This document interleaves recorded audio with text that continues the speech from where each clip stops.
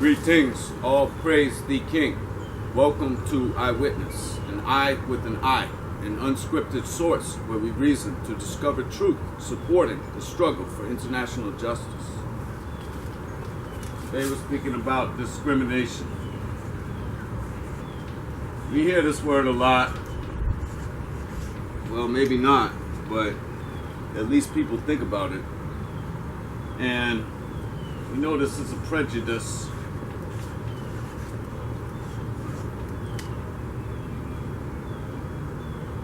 But is it really? You know, in other words, if someone's being discriminated against, they got one person, you know, he might look like this, they got another person, they might look like this, and he's discriminating against this guy. Is it necessarily because he's prejudiced against this person? Was there some kind of underlying factor? You know? For example, maybe the person is doing what they're told to do. Maybe it's part of their job. You know, it could be a newspaper reporter. And they could be looking to frame an individual and they're being told what to put. You know, a lot of times it's just a face. It's a spokesperson. The institutions, which could be a police agency, it could be an NGO, you know, the UN or something, they're going to use certain faces that they see will relate to the population and its lawyers to make these decisions. You know, they want the person to be pretty. They like for them to sound a certain way, you know, confident. So it's not necessarily like as you see it. And it's not necessarily as other people see it. So if somebody goes to a counter and they say, look, I like a service. I was in the store the other day, there was a couple women, they were real upset at the customer service girls. And they were saying, you know, we're going to do this and that to you. See? Because they don't see past that first employee. They don't see past that first representative. You know, that face, that spokesperson. They think that that's the company. You know, the ignorant people think that, you know, somebody got elected president. You know, so all the things that are going on, you know, are as a result of this person being elected president. That's part of baking in this prejudice into people's minds. Now those people are right to discriminate against anyone they deem to be on the other side. And they projected all these images, you know how it goes, on the devices. And they're showing people, hey, this is what you should see. This is what the other person looked like, for example. And they're going, oh, you know, I had no clue that the person looked like that. They're looking up. Yeah, so it's an image thing. It forms the perception. You know, people are interpreting what it is that they see. Now, we're told, you know, this is based on sex.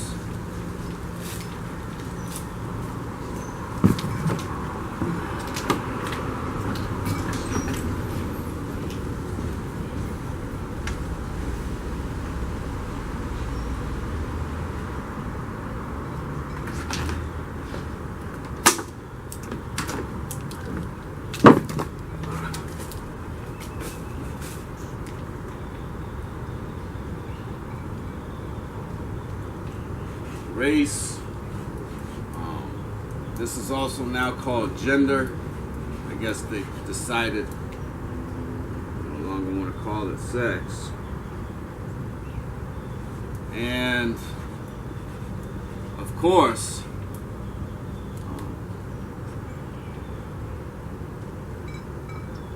class. Although we're not told mostly class, it's mostly either race, gender, or religion. They tell us religion. Religion. Now, what does this actually mean anymore?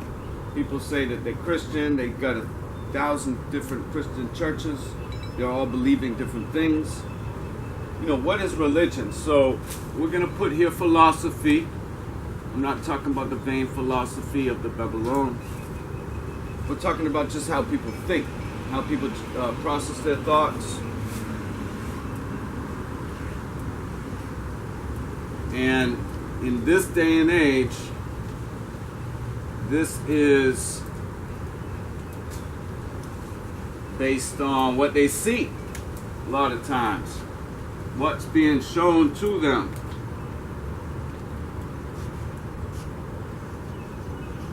Develops the way that they think, the way that they see the world. You know, the youth, the younger generation see the world through that device. That's the window. And they think whatever's being shown to them, that's reality. So it becomes more and more easier to steer the populations in a particular direction. Talk about what's observed, the mad monkey. And this is man's monkey. It's based on class. You know, man sits at the top, the world classes, they use the institutional framework to motivate the populations to serve them. But a lot of times what we're discounting when we're thinking about discrimination is philosophy. It's philosophy. So this is not something you see. And so therefore, even though somebody may have pink hair, you know, and they may wear a dress, but they're a woman, a man, you know what I mean? This is not really an indication of what a person's philosophy is, because it's what you see. You never know, this person could be in disguise. Right? So a lot of times people do base what they think of someone based on what they, see. But that's the prejudice. That's the prejudice. They haven't really got to know the person. Now, you can say, well, if you see a man that's dressed as a woman or transgender or whatever, that you're being prejudiced. But there's a balance here, folks. Let's be realistic. That's an extreme example. If you see a guy wearing a dress, obviously, you know what I'm saying, he's looking for attention. But if you see a woman, maybe it's not. Maybe it's a man in disguise. That's my point. You know what I'm saying? So, it's an extreme example. But, yeah, obviously, it doesn't excuse, transgender and all that, because it's not natural. Nevertheless, people are basing their decisions off of what they see. Basically, people have developed the structure to categorize themselves as the chosen, and then everyone else is the infidel, or sometimes they call it the Gentile. And this allows people to feel good about themselves, to feel important. As a result, they end up being more productive in serving the man monkey. Now, a lot of people basically think, oh, you don't like me because of the way I look. But really, what's more and more happening is people are being discriminated against because of the way that they think. And how is that so? Well, that's because of profiling. They're categorizing people's personalities, they call it. They're mapping, so they're sending people certain information that they feel like will change people's minds to whatever advantages, those world classes. We like to put the world class up here at the top where they sit with their mechanisms.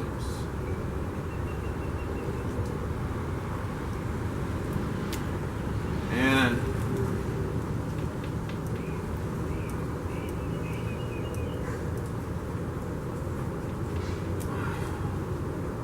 world class is profiling every individual through the mega data.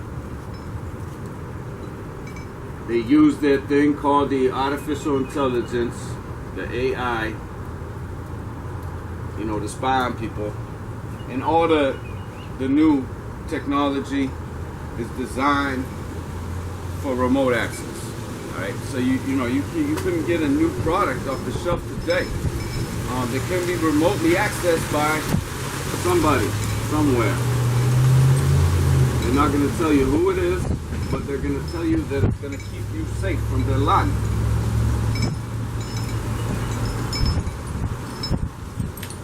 So that's obvious. We've covered that, plenty. So once they gather all the data, they develop what they call a profile. They determine who the threats are. It's kind of like what you learned in business school: SWOT analysis, strengths, weaknesses, opportunities, threats. And they're gonna identify who's on our team, who's not on our team, who's opposed to us. Now, this is where the officials come in. If they find somebody that's, say a threat to the world class, they're going to use the proxy agencies to block that or to eliminate that person. So the police departments are perfect because they have a badge. They said they did an oath, and they through the communication channels, mostly on the television, they've been promoted as being, kind of people that protect, the communities. And so that's what some people actually think, because again we spoke about this. What people are being shown, if people are unoriginal, let's say, not creative, they haven't been endowed with the attributes of authenticity, they're basically going to go off of what they see, go off of what they hear. The younger, as a child, children do follow the adults. So some adults, some people just never get beyond that level. That they continue to follow people, and I think some of it may be because they don't have enough inside them, to discern what's right, what's wrong. There's something missing. That's supposed to be a nose, by the way. But there's something missing with these people, right? And maybe it's just that over generations of watching television, it's what they call dumbed down. So they're believing what they see. These people believe in what they see. You can begin now to feed them lies about those other individuals that you deem to be a threat. So that doesn't take much nowadays, because just as these so-called police are seen as official with the badge, with the guns, with the big, huge, courthouses, and the battery's running low, but basically it's a shock and awe thing. The disciples came out, they said, look at the temple that Christ said that there will not be one stone that would stand. And in the institutional framework, with the communication channels, it works the same way. People actually think because somebody has a badge and a gun that they have official status and they are more trustworthy. Well, the communication channels work the same way. When they show on the television or the newspaper, people think it's more trustworthy because it has that brand associated with it. Somebody. Yeah. So we're not sure what we missed here, but basically, it's a shock and awe thing. The disciple came out, pointed to the Christ and said, look at the temple. The Christ said there will not be one stone that would stand, because the institutional framework has made everything so big, people consider it to be magnificent. And if you do the research from the Tower of Babel, you'll know that they thought that if they could build the tower higher, then they could reach the heights.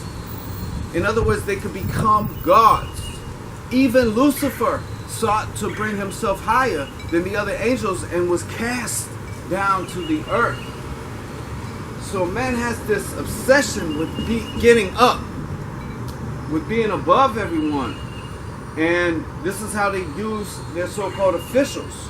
when you have a police officer, they have a badge. People think that this person right here is honest, because if they weren't, they wouldn't have been in that position. People think that there's a structure that will keep them safe. You know, that there's protections. People want to believe that, because if they don't, what kind of hope do people have? You see? So people often leave it up to other people to do the changes, but they want to think that everything's just going just all right. Otherwise, they might actually have to do something. So we spoke about how this is more, discrimination today is happening philosophically, because the metadata is able to profile the individuals and categorize them through their artificial intelligence, and then determine who the strengths, weaknesses, opportunities, and threats are. Once they determine who those threats are, then they're looking to destroy the character or the physical body of those individuals. They can now do that through their devices, easy, because they run the communication channels. All right. Even if you have these new up-and-coming, intercepts and stuff, these people are controlled by the word classes. They are in it together. They are all benefiting from each other. There is no, some kind of runaway rebel that's come along to save the planet from the, tyranny of the puppet masters. It's just not happening, folks. All right? Because when you examine the structure of the Babylonian rule, tracing to Hammurabi, you'll come to determine that these people are controlling the populations based on what they think. If you give somebody a title in an article, they will not be able to get past that title. I mean, you could put all kinds of good stuff in the article, let's say, facts and everything else. If the title's lousy, then all that was basically mute to most people. Even the smart people won't be able to get past the idea that the title's out of whack. It can also go the other way around. The article could contain lies, and yet the title may be true. Or, for example, the title could be a lie too. But the main thing is that the title is going to capture people's attention. And people are it's going to, people's minds will continue to revisit this title as they read along. Because it's to them, it's reinforcing what this is all about. That's basically what people are seeing. A lot of titles. People are not taking time to process the information that's coming across from them. Those individuals who are able to process it, those are the ones that become the threats. The ones that don't just take what they're given and run with it. The ones that actually think about what it is, and the way that people will think about it is in terms of, is it acceptable? Is it acceptable? And when the Babylon knows that people are looking to please the master, then they will label these people as a threat. So these are labels. Once they determine the person is a threat, then they look to feed lies to the populations about that individual. The battlefield has changed, folks. A lot of these so-called, gung-ho, G.I. Joe types, they're really not all that courageous. That's why they got the drones and they got all these big guns and bulletproof this and that, so that they can, go into battle. Like they can send people into battle that are not battle ready. They're not battle ready. And it slows them down. You can see, like, for example, in Afghanistan, 20 years, the so-called most powerful military of the earth got pushed back by the Taliban, who didn't even have shoelaces. You know what I'm saying? Because they weren't so concerned about, let me put on this bulletproof and get behind this Hummer and fly this drone over. I mean, they just went to war. They were actual warriors.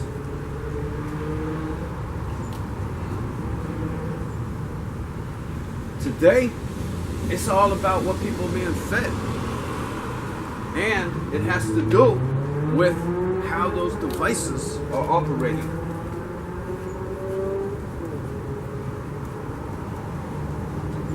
We know the devices are built for remote access. Some kid think he computer whiz and can keep his activities from others seeing it. He got fooled. He got tricked. All the devices are remotely accessed. They call it NSA, GSAQ. We don't really know who knows, but we can bank that it's going to be the world class that is behind the devices. And we would like to make another point with the services. But what they've done is they've linked up. We talked about the associations, and they'll have software. So similar to this, mega data collection, they're collecting data of individuals dealing with companies. They give the companies the software. It gives them an incentive. And then once they do that, then they always, like, you hear how when you go to the store, they like your name, they like your phone number. If you tell them I don't have a phone number, they act like you're stealing something.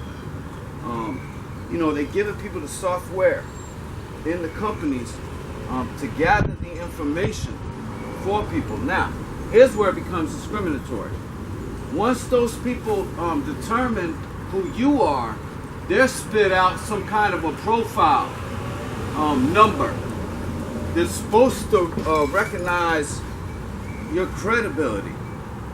Whether for example, if you're a roofer, is this person more likely to not pay you? Now, where do these numbers come from?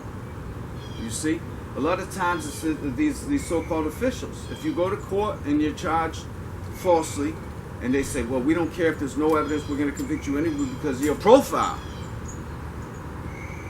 Well, you decide not to pay it. For example, they could say, well, as soon as he pays it, we're going to make him liable, and then we're going to sue him, for example. So you decide not to pay. Plus, you know it's wrong.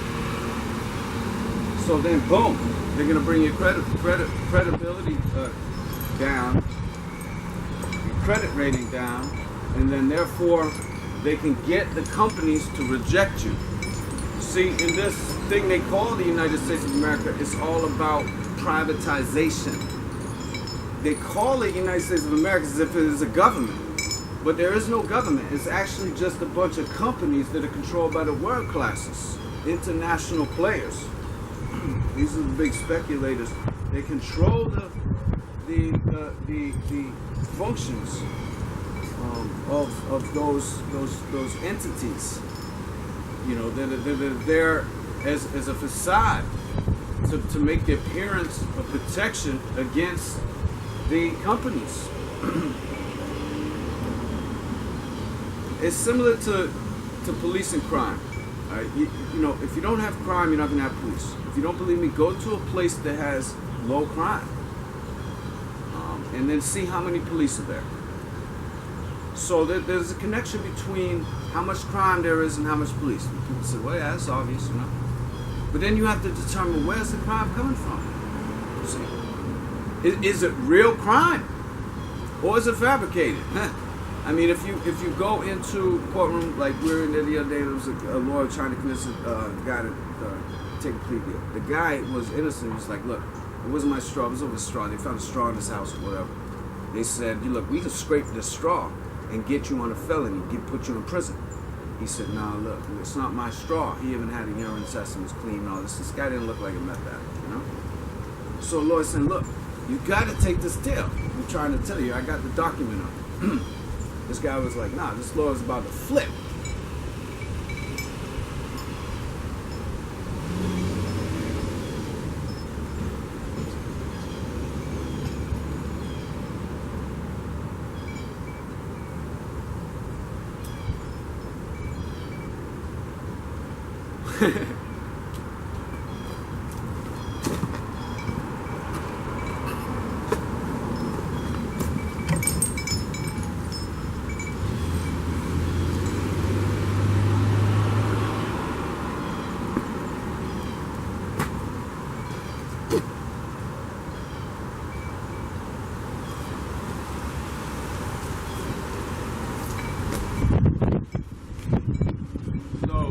capping, when we're dealing with discrimination, it's not always about what you see.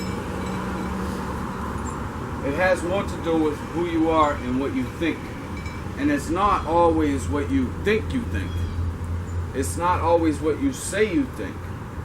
It has to do with what you really think. And that's why they've used this artificial intelligence, and they've tried to perfect it to picking up on these subtleties, and therefore to determine what are actually people thinking. You know, today when you go to the court or something, they got those fancy cameras. They're going to read your face, and they're going to try to provoke you or do something to you. And then they're going to use their new software to determine how that affected you. Once they determine that they've said something nasty to you that upset you, then they'll continue to repeat the nasty remark. Again, we've talked about the police and the courts and all that. They need crime to protect the world classes, so the world classes continue to live in lavish luxuries. And you know they are. You know, them people destroying the earth, but they said they're going to Mars, or now they're talking about Venus. Yeah. They forgot about the moon, because the moon, they actually couldn't do it. And if they said, well, we couldn't live on the moon, then it would be hard to convince anybody they were going to live in Mars. But we know it was all about taking people's time and labor to put into their program to develop their space shuttles.